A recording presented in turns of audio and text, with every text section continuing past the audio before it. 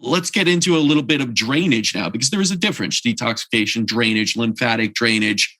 Do you put many patients on drainage remedies, or is that something you're doing on a case-by-case evaluation? So important. So important, right? It's almost like you have to have that with whatever detoxification process you're doing.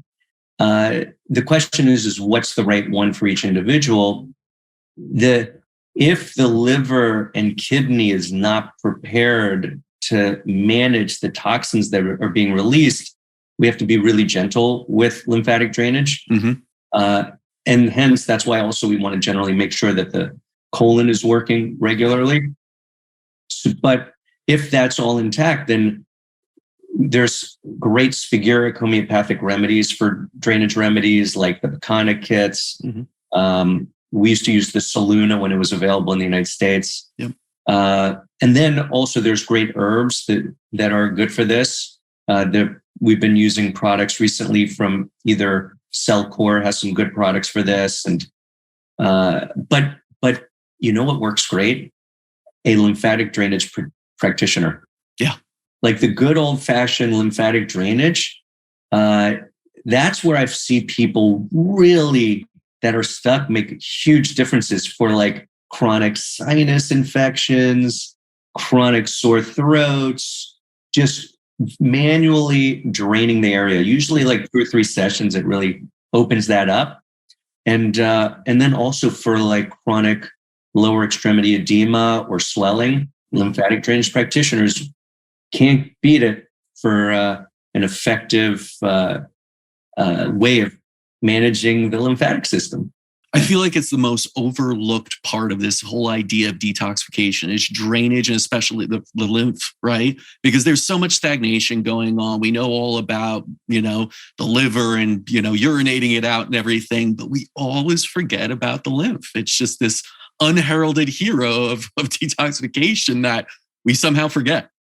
I'm thrilled that you brought it up. You made sure that we talked about it, because people don't realize that there is another circulatory system outside of our blood vessels. So in addition to arteries and veins, there's a tremendous interconnected network that's called the lymphatic system, and they are connected by lymph nodes, which basically means that our immune system is pretty interconnected with the lymphatic system. So if our lymphatics are congested, our immune system is backed up. So when people start noticing like those little lymph nodes that are starting to not go down, or like lipomas or cellulite, those are all signs that the lymphatic system is congested.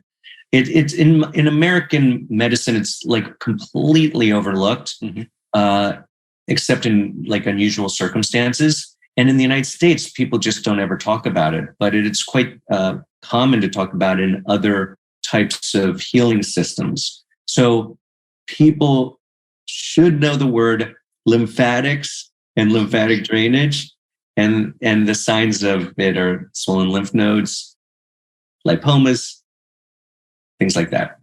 Right. And there's such simple ways. Of course, going to a lymphatic drainage specialist is one way, doing cupping, or we have matrix regeneration therapy, which is like modern cupping. But, even jumping on a rebound trampoline is good for that, just getting that movement going. I mean, listen, just moving is good for it, right? Too many people are just sitting here like myself for hours upon hours.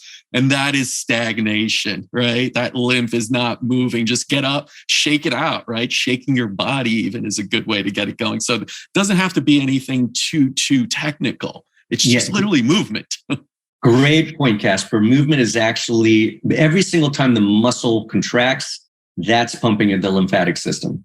Right. So that's a great argument to make sure that a person's either going to the gym or even walking in the park, but with a vigorous pace. And that is lymphatic drainage. And that's why, hence, part of the reason why people feel so good when they're done with exercising. Absolutely.